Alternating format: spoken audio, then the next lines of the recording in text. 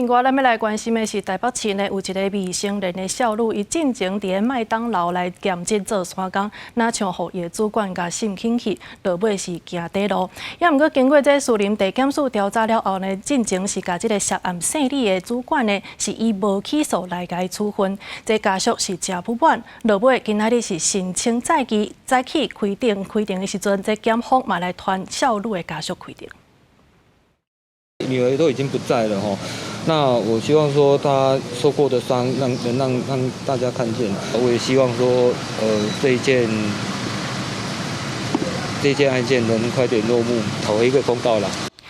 这被害少女的家属是表示讲呢，这厝内底的囡仔互人性侵了后呢，就真济届拢有想要行底路，希望讲即摆借着这新的证据，也阁有新的证词，会当为因的查某囝来讨回这公道。也毋过目前呢，这专案涉案的主管也是互人无起诉处分的，这专案呢也是爱等待检方继续来调查甲厘清。